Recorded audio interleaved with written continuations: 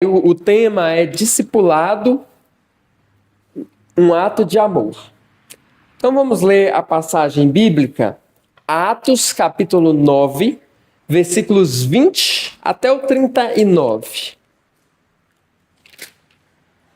Ou até o 31. Diz assim: E logo pregava nas sinagogas a Jesus, afirmando que este é o Filho de Deus.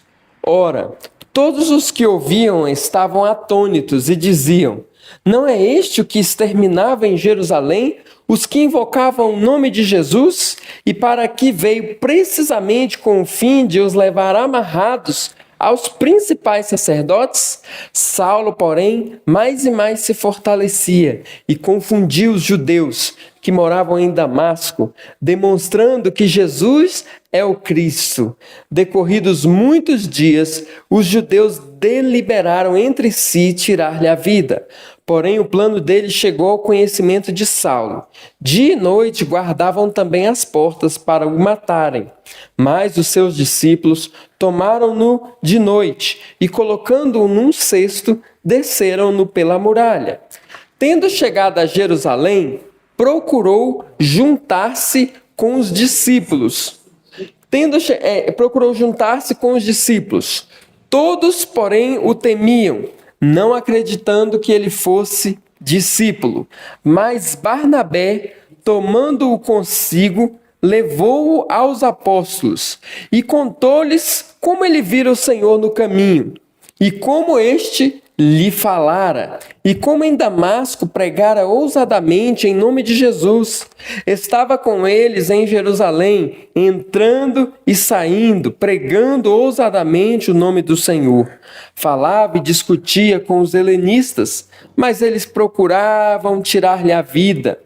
Tendo, porém, isto chegado ao conhecimento dos irmãos, levaram-no até Cesareia, e dali o enviaram para Tarso.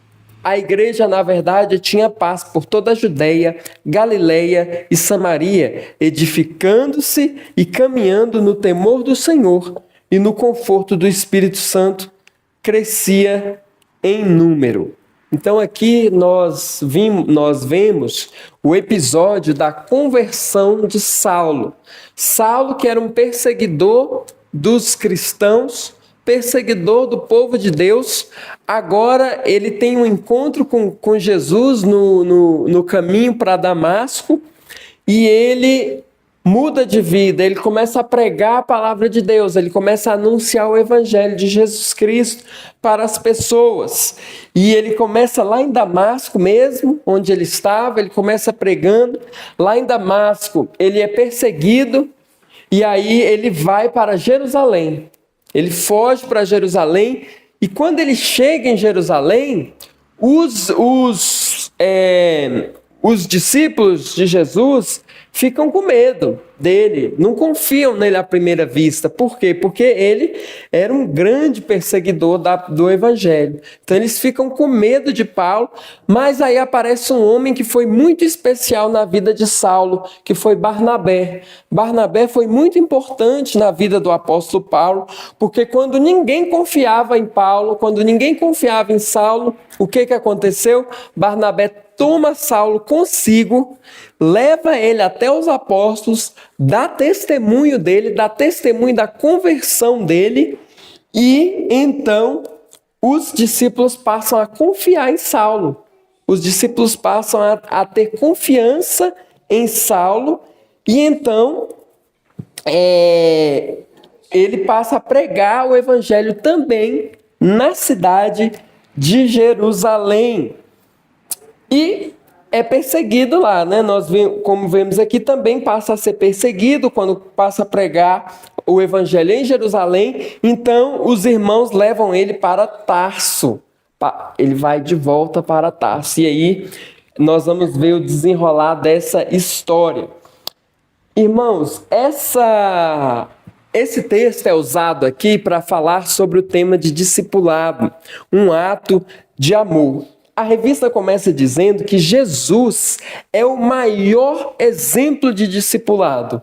como um ato de amor. Jesus discipulava as pessoas justamente porque ele amava as pessoas. Por amor, era a motivação do discipulado de Cristo. E o ministério de Jesus foi baseado em fazer discípulos. Quando ele começou a pregar, ele começou fazendo discípulos, começou chamando pessoas para serem os seus discípulos, né, como nós vemos, né, nos evangelhos. Então, Jesus Cristo, ele é o principal, o maior exemplo de discipulado como um ato de amor. E aí ele coloca uma frase aqui no segundo parágrafo dessa lição, discipulado como um ato de amor. Ele diz assim, uma frase de um pastor metodista, Ricardo Pereira da Silva, que ele coloca assim: é profundamente nítido como essa característica aparece no ministério de Jesus Cristo, sobretudo no processo discipulador. Assim, o discipulado como uma tarefa pedagógica é um ato de amor. Ser um talmidim, né, que é discípulo, no primeiro século, significava não somente assimilar proposições pedagógicas, mas encará-las em sua vida. Assim como o amor é uma marca indelével no caráter de quem tem como padrão o discipulado como estilo de vida. Então ele coloca aqui que você ser discípulo não é só você aprender uma coisa, é mais do que isso. Ser discípulo é você incorporar aquilo que você aprendeu na sua vida. É isso que ele quer dizer aqui, quando ele diz não é simplesmente assimilar proposições pedagógicas, mas encarná-las na sua vida. Então isso é fundamental aqui para as nossas vidas, né, como discípulos de Jesus. E aí ele vai colocar um texto que é em Hebreus 13:7. Vamos ver o que diz a palavra de Deus em Hebreus, capítulo 13, versículo 7. Hebreus 13:7. Olha o que a palavra de Deus vai dizer para nós. Hebreus 13:7, ele diz assim: lembrai-vos dos vossos guias, os quais vos pregaram a palavra de Deus, e considerando atentamente o fim da sua vida, imitai a fé que tiveram. Imitai a fé que tiveram. Então ele fala, lembrem-se dos vossos guias, que ensinaram e vos pregaram a palavra de Deus, e considerando atentamente o fim da sua vida, imitai a fé que eles tiveram. Isso é o discipulado, né? Você vai imitar a fé do discipulador, da pessoa que está te discipulando. Isso é o discipulado. E aqui nós vamos ver um exemplo de um homem chamado Barnabé. Podemos ver vários exemplos, mas o da revista é Barnabé. É uma história muito interessante, como ele foi, de fato, um grande discipulador. E fundamental para a história do cristianismo. E no primeiro ponto, ele põe o seguinte, ele diz que o discipulado é um ato de amor, porque assume riscos para encorajar e sustentar os novos convertidos. O discipulado assume riscos para dar coragem, para fortalecer e sustentar os novos na fé, os novos convertidos. Vamos ler a palavra de Deus, reler lá em Atos 4, nós lemos Atos 9, né? É Atos 4, versículo 36. Atos 4, 36. Diz assim... Atos capítulo 4, versículo 36, vai ser o momento em que Barnabé aparece na história. Atos 4, 36 diz o seguinte: José, a quem os apóstolos deram o nome de Barnabé, que quer dizer filho da exortação, levita natural de Chipre. Então a gente tem aqui Barnabé, que o nome dele era José, mas os apóstolos chamavam de Barnabé, que significa filho da exortação, ou filho do encorajamento, porque exortar é encorajar, filho do encorajamento, filho da consolação, filho da exortação, isso que significa a palavra Barnabé. Esse é o Barnabé que nós vamos falar hoje. E realmente Barnabé era um encorajador. Barnabé era uma pessoa que encorajava, que animava os crentes. E nós vamos ver isso aqui com o exemplo de Saulo. O que aconteceu com Saulo? Recapitulando, quando Saulo se converteu, lembrando quem era Saulo, né? Era um perseguidor do evangelho. Ele perseguia a igreja de Deus, ele queria prender, ele queria destruir. Quando Estevão foi condenado à morte para o apedrejamento pelo Sinédrio, a palavra de Deus diz que Saulo concordava com essa decisão do Sinédrio. Saulo concordava com isso. Em Atos capítulo 9, versículo 1, a Bíblia vai dizer claramente que ele respirava ameaças e morte contra os discípulos de Jesus. Olha só, Atos 9:1, Saulo, respirando ainda ameaças e morte contra os discípulos do Senhor, dirigiu-se ao sumo sacerdote, versículo 2, e lhe pediu cartas para as sinagogas de Damasco, a fim de que, caso achasse alguns que eram do caminho, assim homens como mulheres, os levasse presos para Jerusalém. Então, irmãos, veja o que está acontecendo aqui. Saulo era um homem que perseguia a igreja violentamente. Saulo perseguia a igreja violentamente e se converteu. Quando ele estava no caminho de Damasco, Jesus se encontra com ele e diz: Saulo, Saulo, por que me persegues? E nesse momento, Saulo é quebrantado e conhece a verdade. Saulo agora conhece a verdade, que Jesus é de fato o Messias, o Salvador. E aí ele se converte. Quando ele é convertido, né, por Jesus, ele começa a pregar o Evangelho. Depois que Jesus transforma o coração dele, ele começa a pregar a palavra. Quando ele começa a pregar a palavra lá em Damasco mesmo, onde ele estava, os cristãos ficaram sem entender. Ué, mas não era esse que veio justamente para prender a gente, para nos levar acorrentados para Jerusalém? Mas ele tinha sido transformado. E aí, quando ele começa a pregar o evangelho lá em Damasco, ele é perseguido. E aí ele foge para Jerusalém. E lá em Jerusalém ele tenta, se entrosar com os discípulos, mas os discípulos não confiam. Imagina, uma pessoa que prendia, que queria prender, queria matar os cristãos, de um dia por outro, agora chega assim, dizendo que se converteu. As pessoas começaram a desconfiar, achando, podia ser até um plano, para capturar os cristãos, porque o povo teve medo. Ninguém confiou em Saulo. Ninguém confiou no apóstolo Paulo, nesse momento. Mas teve uma pessoa que confiou. Teve uma pessoa que, quando ninguém confiava em Paulo, confiou nele, em Saulo, quando ninguém confiava, Barnabé confiou.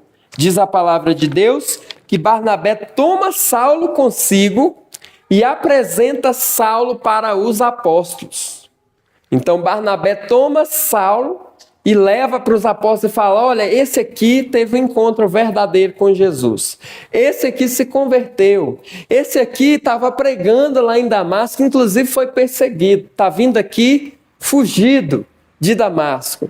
Esse aqui, vamos dar um voto de confiança nesse aqui que estava perseguindo a igreja. Vamos dar um voto de confiança nele, porque agora ele é discípulo de Jesus. Então Barnabé, que tinha confiança dos apóstolos, pega Saulo e leva Saulo para os apóstolos e dá bom testemunho dele. Aí, a partir daí, o povo passa a confiar em Saulo.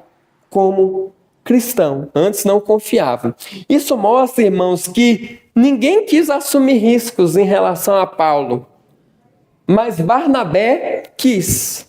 Barnabé quis assumir o risco, né, de dar um voto de confiança para aquele novo convertido que era um perseguidor do evangelho, que era um perseguidor da palavra de Deus. Barnabé assumiu riscos quando ninguém quis assumir. Isso significa que o discipulado é um ato de amor justamente por isso, porque ele assume riscos para encorajar e sustentar os novos convertidos. Barnabé, ele apresentou-se voluntariamente, né, com disposição para correr riscos em favor de um novo convertido, para acolhê-lo. Então é isso que nós precisamos fazer também, assumir riscos para a edificação dos novos convertidos. Olha o que diz aí no último parágrafo do primeiro tópico, ele diz o seguinte: muitos novos convertidos não acham seu lugar na igreja, devido à falta desse elemento integrador, que envolve o novo irmão e abre caminho para que ele se sinta integrado à comunidade. E você, se envolve com os que estão chegando e dando os primeiros passos na fé, ou procura evitá-los? Então isso aqui é muito importante. Os novatos na fé, será que a gente tem se envolvido com as pessoas que chegam para o povo de Deus? Ou a gente procura evitá-los? Então isso é muito importante. Barnabé não procurou evitar Saulo, mas acolheu. E olha os frutos, né, que isso gerou. Olha quem se tornou esse Saulo, que era perseguidor. Tudo isso porque Deus usou Barnabé para acolher. Talvez se Barnabé não acolhesse Saulo nesse momento em que ele estava sendo excluído, imagina, né? Ele poderia se desanimar e não ser aquilo que ele foi. Essa missão, essa tarefa dos crentes é uma das mais importantes de integrar o novo convertido, o visitante na igreja, não é? Se aproximar dele, falar da igreja, falar dos irmãos, muita prudência, muita oração nesse momento, para ser de fato um instrumento de Deus para edificar. Então a pessoa tem que se aproximar. E outra coisa, às vezes a pessoa se aproxima e é tão assim mecânico, aí fica parecendo assim, até a pessoa às vezes sente, ele está aproximando porque ele é da equipe de recepção, ele é da igreja, não sei o quê, não. Essa aproximação, em primeiro lugar, tem que ser uma coisa tranquila, natural, que é de amizade. É gostoso conversar com uma pessoa, recebê-la ali na sua casa, né? Aquela coisa sem ser mecânica, né? E conversar com ele, e se for falar da igreja, como eu já disse, com muita prudência, com muita sabedoria, né? Ao invés de atrair a pessoa, deixar ela com dúvida, Então, é muito importante esse primeiro momento. Exatamente. É fundamental. Nós precisamos integrar. Barnabé fez isso. Barnabé integrou Saulo na igreja. Ele não estava integrado ainda, né? Mas Barnabé foi um instrumento para chegar, pegar Saulo e levar lá para os apóstolos e dar o testemunho dele. E é interessante que a pessoa, quando chega, um novo convertido, ou até a pessoa mesmo, ele já chega já fazendo um estudo da igreja, do relacionamento dos irmãos, do que é. Sim. Então, até a nossa conversa, ele fica ali por perto observando como é que a gente conversa, como é que a gente interage, como é que é isso, como é que é aquilo. A gente precisa ter prudência até nessa questão, até nos nossos relacionamentos, onde tem um visitante, né, Sim. convertido, alguém.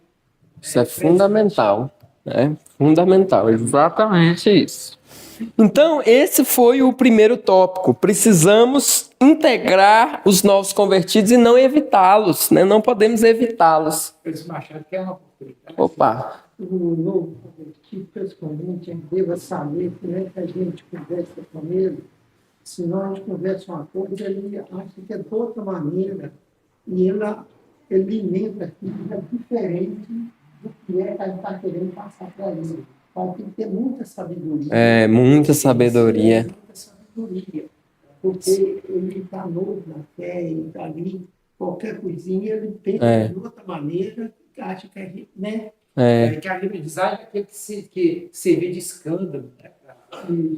Para o pequenino. As pessoas são crianças. Sim, são crianças na fé e é só Deus para dar sabedoria. Crescendo na fé. Exatamente. E só Deus para dar essa sabedoria para a gente. Então vamos para o segundo tópico.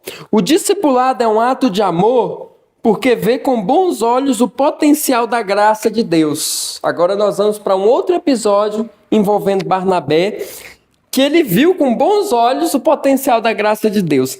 Atos, capítulo 11, versículos 19 a 24. Vamos fazer essa leitura? Atos 11, 19 a 24. Nós vamos ver um outro episódio aqui, eu vou ler e vou explicar para os irmãos. Atos 11, versículos 19 a 24. Vamos ver aqui o que está acontecendo com Barnabé aqui nesse episódio, com o que a gente pode aprender com ele. Diz assim: então, os que foram dispersos por causa da tribulação que sobreveio a Estevão, se espalharam até a Fenícia, Chipre e Antioquia, não anunciando a ninguém a palavra, senão somente aos judeus. Vou lendo e explicando. Aqui o que aconteceu? Depois que Estevão foi apedrejado, os judeus em Jerusalém começaram a perseguir a igreja muito intensamente. Veio uma perseguição terrível. Até porque, irmãos, a igreja estava muito acomodada. Em Jerusalém, eles não estavam espalhando. O evangelho estava só lá. Estava muito bom, estava muito confortável lá em Jerusalém. E eles não estavam espalhando a palavra. Aí veio a perseguição. Quando veio a perseguição, a igreja se espalhou. Os cristãos que estavam lá em Jerusalém fugiram. E nessa fuga, eles começaram a pregar o evangelho em outros lugares, nos lugares que eles chegavam. Aí fala, na Fenícia, Chipre, Antioquia. Só que eles estavam anunciando a palavra só para os judeus. A ideia de você pregar o evangelho para os gentios ainda era, estava amadurecendo ainda na cabeça. Muitos cristãos ainda não entendiam, que o evangelho agora era para o mundo inteiro. Então eles foram aprendendo aos poucos. Isso, e a gente vai vendo isso no livro de Atos. Então aqui, eles começaram a pregar o evangelho só para os judeus que moravam nessas regiões.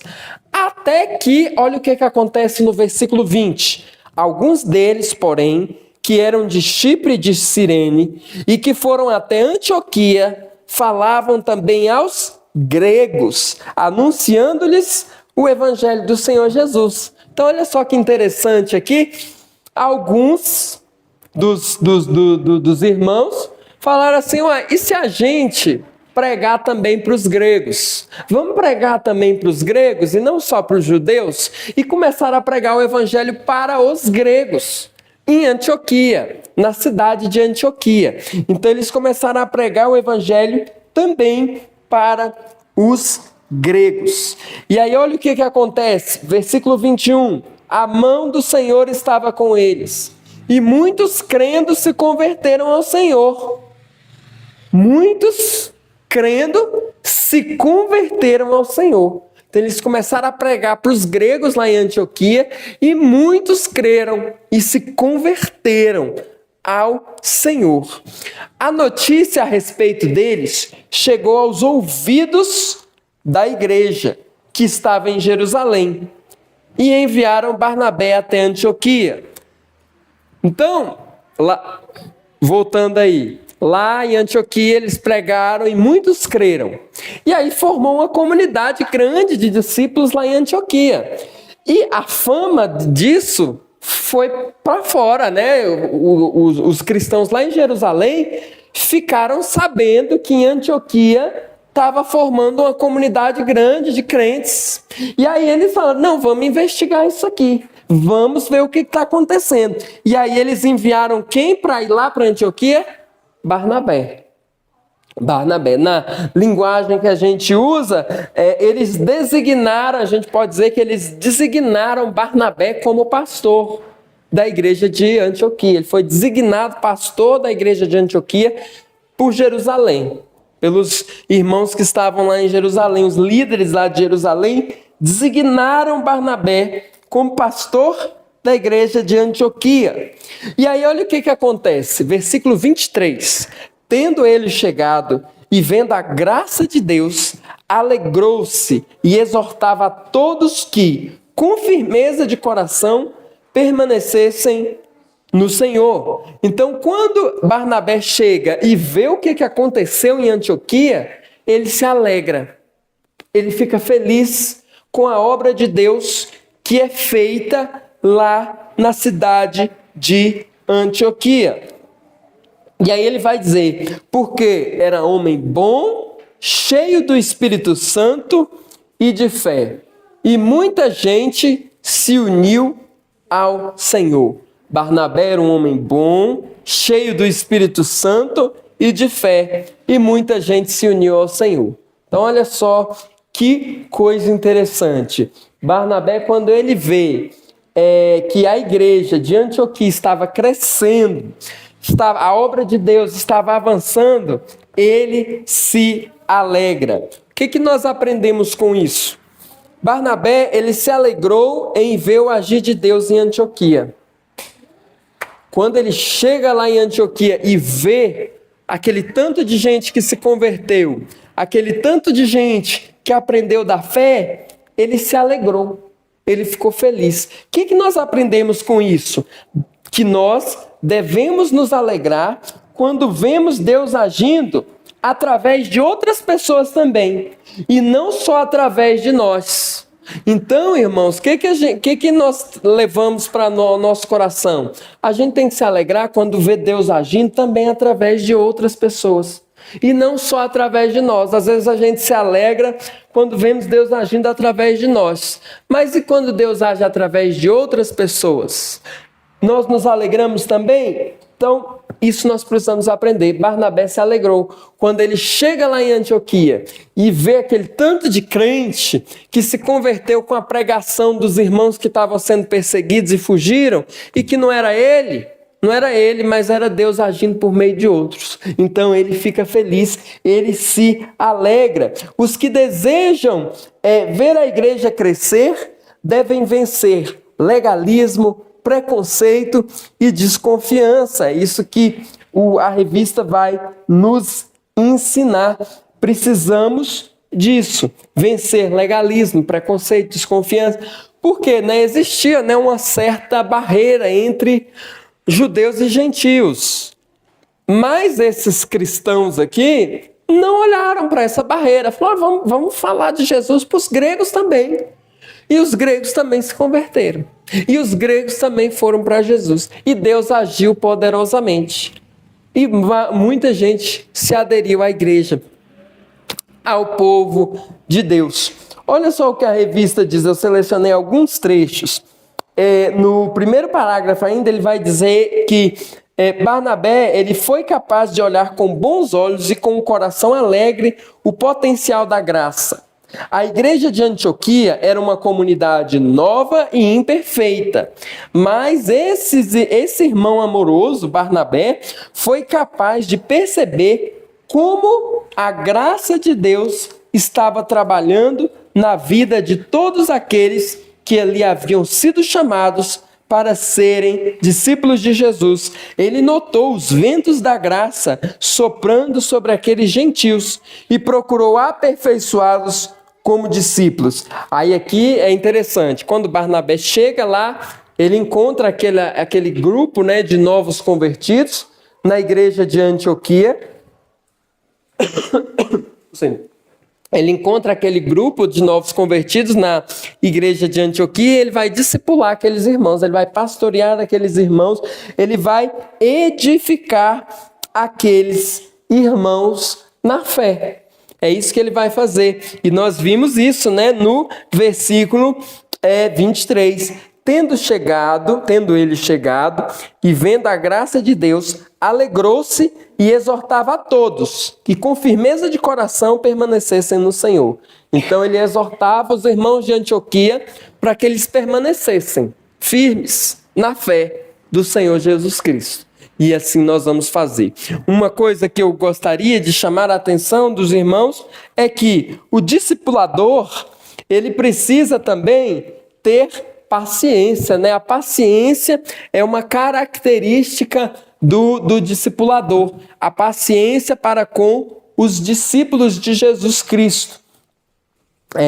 O discipulador, ele precisa de ter paciência. Por quê? Porque as pessoas estão aprendendo, né? Os discípulos são novos na fé e eles ainda estão aprendendo a palavra de Deus. E é necessário essa paciência, esse amor, essa longanimidade para com os novos na fé. Jesus era alguém paciente com os seus discípulos, né? Muitas vezes os discípulos vinham com as ideias, né, totalmente fora, e Jesus os ensinava com paciência, com longanimidade, com amor, até que eles amadurecessem na fé. Jesus teve essa paciência para com os discípulos. E a pessoa que está sendo discipulada, ela precisa ter humildade e um coração ensinável. Né? Se a pessoa não tiver um coração ensinável, não tem como ela ser discipulada, né? Porque ela necessita disso. Então, o discipulador tem que ser paciente e o discipulado tem um coração ensinável, né? Dentro da palavra do Senhor, dentro da palavra de Deus. E aí ele conclui: as pessoas que visitam sua igreja, os novos convertidos, veem em você essa alegria em recebê-los? Você tem conseguido expressar isso adequadamente? Então, olha só que interessante. As pessoas que chegam na igreja, que visitam a igreja, têm que perceber em nós alegria em recebê-los. Porque quando chega uma pessoa, é Deus agindo, Deus que tocou no coração daquela pessoa para que ela fosse, né, até o povo de Deus. Então, isso é fundamental para nós. Isso é fundamental para a igreja, nos alegrar em ver Deus agindo, nos alegrar em ver pessoas adentrando o reino de Deus. Foi isso que Barnabé fez. Agora, irmãos, vamos para o terceiro tópico, um tópico também muito interessante, envolvendo também Barnabé. Ele vai dizer o seguinte: o discipulado é um ato de amor porque é marcado por humildade e altruísmo.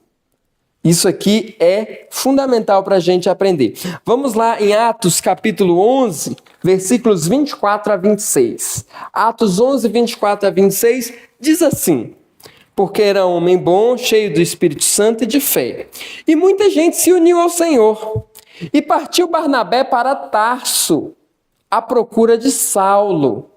Tendo-o encontrado, levou-o para Antioquia. E por todo um ano se reuniram naquela igreja e ensinaram numerosa multidão. Em Antioquia foram os discípulos, pela primeira vez, chamados cristãos. Então, olha só o que a palavra nos ensina nesse ponto aqui. O discipulado é um ato de amor, porque é marcado por humildade e altruísmo. O que aconteceu? Quando Barnabé chegou em Antioquia para pregar o evangelho para aqueles crentes que tinham se convertidos, a igreja começou a crescer, já estava, né, em crescimento, continuou crescendo cada vez mais, e Barnabé lembra daquele novo convertido que ele apresentou lá em Jerusalém, que ninguém confiava nele e ele confiou. E ele apresentou para os apóstolos Saulo. E lembra o que aconteceu em Saulo lá em Jerusalém? Ele começou a pregar em Jerusalém, foi perseguido e os irmãos enviaram ele para Tarso. E ele ficou lá em Tarso. Ficou lá morando em Tarso e não se falou mais dele. Ninguém lembrava mais de Saulo. Estava lá em Tarso. E aí Barnabé, quando ele começa a pastorear em Antioquia, ele lembra de Saulo. Saulo, lá em Tarso, está lá em Tarso. Foi lá para Tarso, procurou Saulo e falou: você vem aqui me ajudar. na obra aqui em Antioquia. Você vem aqui trabalhar comigo em Antioquia. Então, ele chama Saulo para o ajudar. Entendam aqui que Barnabé ele não se envaideceu, nem buscou a proeminência. Nem buscou a proeminência. Ele não quis ser, né, o grande líder da igreja de Antioquia. Ele não se envaideceu, mas ele foi até Saulo para que trabalhasse com ele em Antioquia. Olha o que está escrito lá no tópico 3. Quando Barnabé foi enviado a Antioquia pela igreja de Jerusalém, muitas conversões aconteceram naquela cidade. Com isso, Barnabé não se envaideceu, nem desejou assumir... Para mim, obrigado.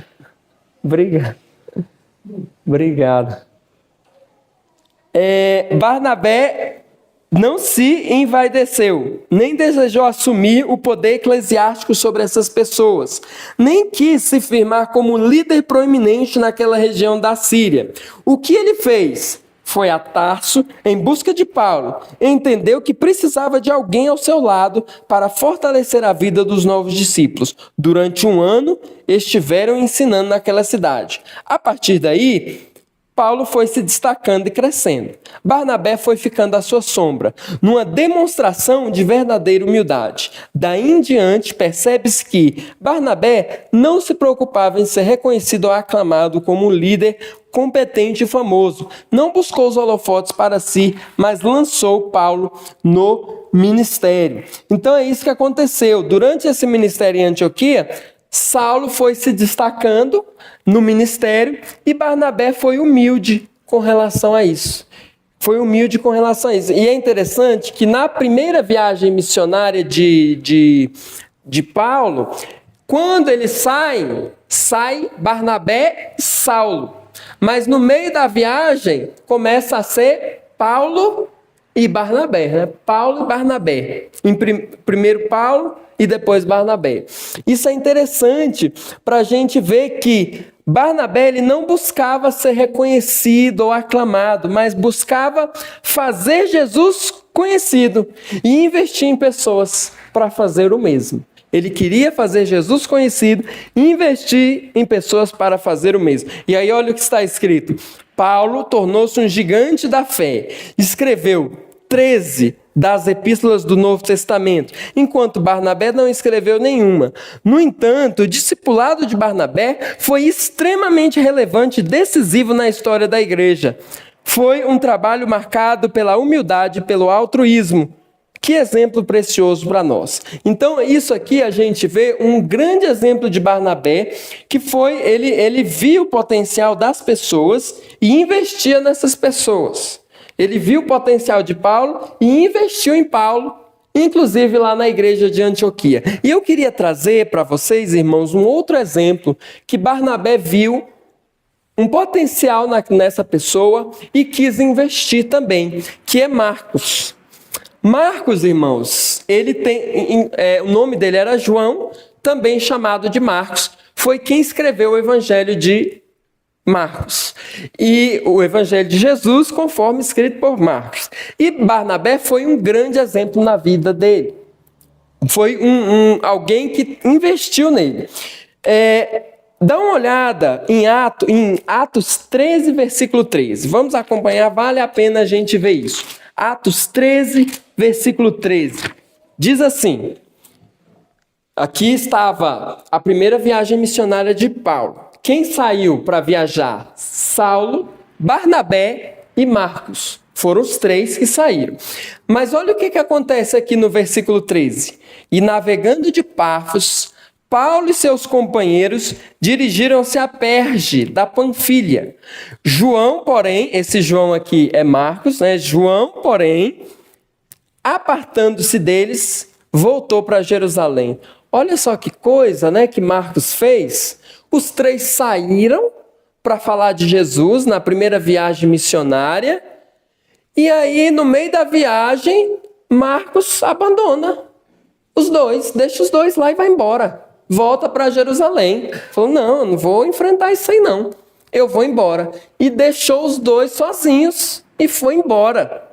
E aí, irmãos, na segunda viagem missionária, Paulo e Barnabé, eles conversam entre eles e falam assim, vamos voltar, né, para as igrejas que a gente plantou, vamos evangelizar, vamos discipular, vamos. Só que Barnabé falou assim, nós vamos e vamos levar Marcos. Marcos vai com a gente. E aí Saulo falou o seguinte, não, mas não vai de jeito nenhum, não é justo levar Marcos conosco.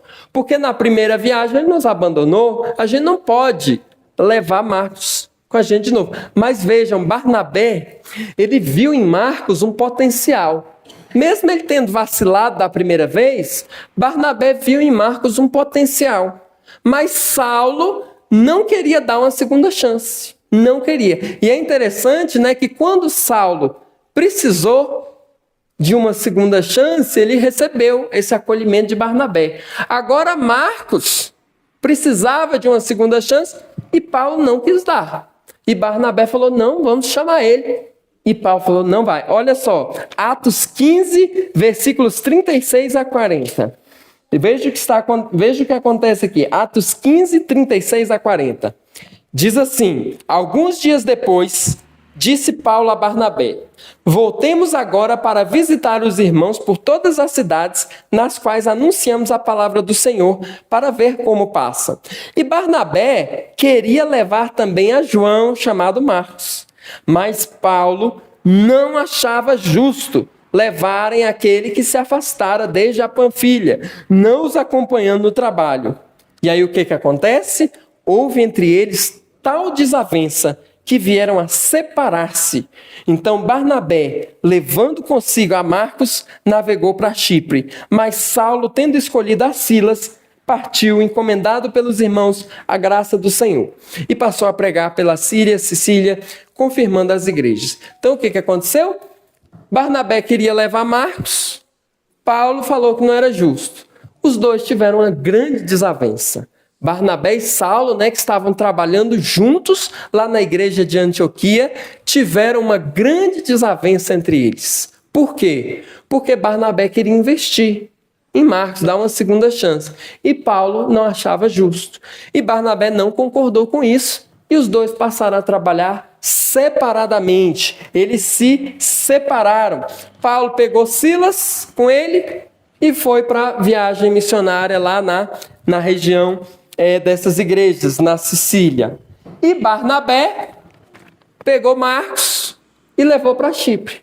Cada um foi para um rumo diferente. Os dois que estavam lá juntos na igreja de Antioquia tiveram uma grande desavença por causa de Marcos e se separam. Paulo vai para um lugar, Barnabé vai para outro. E aí, irmãos, a gente vê aqui a atuação de Deus. Ainda bem que Barnabé deu essa segunda chance para Marcos e levou ele, não abandonou, porque Marcos se tornou um grande homem de Deus. Um grande homem de Deus. E inclusive para Paulo, Marcos se tornou uma bênção na vida de Paulo. Barnabé queria dar uma segunda chance para Marcos. Paulo não aceitou. Os dois, inclusive, se separaram por causa disso. Eles estavam trabalhando juntos lá em Antioquia. Se separaram por causa disso. Mas depois Paulo entendeu que Barnabé tinha razão em dar uma segunda chance para Marcos. Abra sua Bíblia lá em Filemão, capítulo 23 e 24. Quem escreveu Filemão? Paulo, né? Muito tempo depois, Paulo vai escrever a carta para Filemão. O Filemão só tem um capítulo, né? Então é Filemão, versículos 23 e 24. Olha o que Paulo fala. Diz assim: saúdam-te, Epáfras, prisioneiro comigo em Cristo Jesus. Paulo estava preso aqui. Marcos, Aristarco e Demas e Lucas, meus cooperadores. Então, quando Paulo estava preso, muito tempo depois, Marcos é um dos seus cooperadores. Uma pessoa que, se tivesse desistido dele, né, ele não teria sido esse cooperador. Mas agora ele se tornou um cooperador de Paulo quando estava preso. E mais, 2 Timóteo, capítulo 4, versículo 11. Vamos lá para 2 Timóteo, capítulo 4, versículo 11. Diz assim, Paulo escreve a Timóteo: somente Lucas, aqui Paulo está preso, aguardando a sua sentença de morte. E ele diz: somente Lucas está comigo. Toma contigo Marcos e traze-o, pois me é útil para o ministério. Então, quando ele está preso, aguardando sua sentença de morte, Paulo diz: traz Marcos para mim, porque ele me é útil. Ele é útil para o meu ministério. Então, lá na segunda viagem missionária, lá no começo, quando Barnabé queria levar Marcos de novo, Paulo não quis. Falou, não, ele deixou a gente na mão da primeira, não vamos dar uma segunda chance. E Barnabé insistiu, e os dois tiveram uma desavença e se separaram. Barnabé foi para Chipre com Marcos, porque Barnabé não desistiu de Marcos. E Paulo foi com Silas, para outro rumo. Mas depois Paulo entendeu que Barnabé tinha razão em dar uma segunda chance para Marcos e investir nesse jovem. E Marcos, irmão, se tornou o primeiro homem a escrever o Evangelho de Jesus. Que o Evangelho, escrito por Marcos, foi o primeiro evangelho escrito. Então, veja que homem ele se tornou. E Barnabé ele não queria a proeminência. Quem é mais conhecido, Marcos ou Barnabé? Obviamente, Marcos. Quem é mais conhecido, Marcos ou Paulo? Obviamente, Paulo. E tanto Paulo quanto Marcos foram discípulos de Barnabé. Foram acompanhados por Barnabé. Barnabé que esteve por trás do ministério deles. Foi fundamental, foi chave.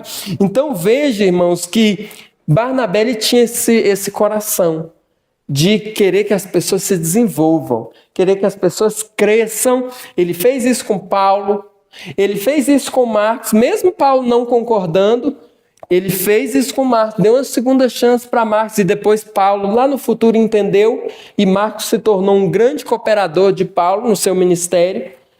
E é isso que ocorreu na vida desses dois. E um outro exemplo que a gente vê é Jesus. Jesus também tinha esse coração. Porque quando Pedro vacilou, negou Jesus 3 vezes, Jesus foi lá e deu mais uma chance para ele, para que ele se reconciliasse. Jesus foi lá e deu mais uma chance para Pedro, para que ele pastoreasse as suas ovelhas. Jesus também teve esse coração, e isso está tudo dentro do discipulado. Barnabé, ele teve esse senso para com as pessoas, de investir nelas. Em quarto lugar, irmãos, a nossa revista, para concluir, ele vai dizer do discipulado como ato de amor, porque visa pessoas e não coisas materiais. Atos 4:36, a gente vai ver que Barnabé era uma pessoa generosa. Vamos lá, Atos 4:36. Atos 4, versículo 36, diz assim: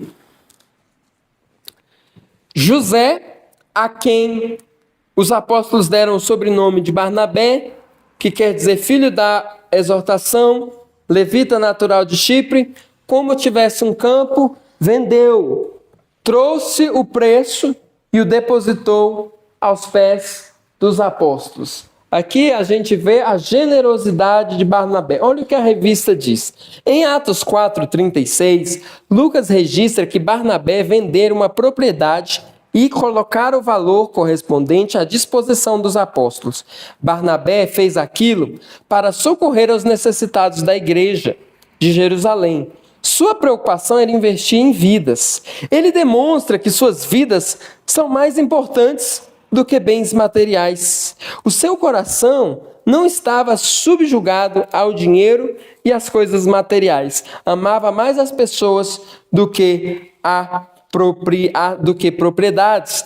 Ao colocar-se ao lado de Paulo, Barnabé demonstrou um amor desinteressado. Isso é essencial para promover um discipulado relevante. 20 anos depois, escrevendo aos Coríntios, 1 Coríntios 9, 4 a 6, Paulo fez uma pergunta que revela o desapego material, tanto por parte dele quanto de Barnabé. É uma pergunta que nos faz entender que eles não trabalhavam na obra do Senhor pensando em recompensa material. Essa pergunta mostra que eles trabalhavam com as próprias mãos para ter o seu sustento. Ele pergunta: somente eu e Barnabé não temos o direito de deixar de trabalhar? Aqui em 1 Coríntios 9, ele está defendendo, o direito do ministro receber o seu sustento na igreja, muito embora ele e Barnabé não usufruíram, não quiseram usufruir desse direito. E aí ele fala: só eu e Barnabé não temos direito de deixar de trabalhar? Porque os dois, eles exerciam um trabalho não recebendo da igreja nesse contexto. Não usaram desse direito. Com pesar, observa-se hoje em muitas igrejas que a motivação para o discipulado está completamente desvirtuada. Não são poucos os que exercem o discipulado cristão sonhando com o enriquecimento da igreja. Muitas vezes a evangelização é focada em uma elite de alto poder aquisitivo e, para que essas pessoas permaneçam da igreja, são discipuladas sem a confrontação com algumas verdades que exigirão delas renúncia e generosidade com os mais necessitados. Então, resumindo aqui o que diz, é que ele ensina que vidas são mais importantes do que bens materiais. As vidas são muito mais importantes do que os bens materiais que nós temos. E Barnabé, ele entendia isso. E a igreja precisa entender isso. O discipulado, ele não deve ter uma motivação para enriquecimento. Não, mas ele tem que ter um discipulado para a edificação do reino de Deus. Uma edificação do povo de Deus. É para isso que a evangelização deve ser focada. Ele fala, muitas vezes a evangelização é focada numa elite, porque tem dinheiro. E mais, muitas vezes, para que essas pessoas de elite permaneçam na igreja, são discipuladas sem confrontação com algumas verdades que exigirão delas renúncia e generosidade. Então não tem confrontação, não tem exortação, não tem disciplina, porque tem dinheiro. Isso não é cristianismo. Isso não é cristianismo e nós não podemos cair nisso, como discípulos e discipuladores. Então, irmãos, é isso. A gente toma aqui como exemplo a vida de Barnabé, um imitador de Jesus, um imitador imperfeito, como nós também. A gente teve momentos que ele teve essa desavença com o apóstolo Paulo, os dois se separaram, cada um foi para um canto, houve esse momento, mas depois gerou frutos, o investimento de Barnabé nas pessoas. Barnabé, ele investia nas pessoas, ele era um investidor em pessoas. E as pessoas que Barnabé investiu foram grande bênção no reino de Deus. São dois exemplos que a gente viu. Paulo, que foi investido por Barnabé quando ninguém queria investir, e Marcos, que foi investido por Barnabé quando ninguém também queria investir. Inclusive, Barnabé insistiu tanto em Marcos que até se separou de Paulo por um momento. Foram trabalhar em outros rumos aí, em outros separadamente, porque Barnabé queria investir em Marcos quando ninguém queria investir nele. Que nós possamos ser assim, investir nas pessoas. Vamos orar neste momento, agradecendo a Deus por essa aula, encerrando a escola dominical hoje. Senhor nosso Deus, nós queremos te agradecer por esse dia maravilhoso que o Senhor nos deu. Obrigado por essa aula. Nos ajuda a aprender, Deus, com a tua palavra, com os irmãos amados em Cristo Jesus, que investiram em pessoas quando ninguém quis investir. Que nós possamos ser assim também, investir nas pessoas para elas serem instrumentos de bênção no reino de Deus. Em nome de Jesus nós oramos. Amém.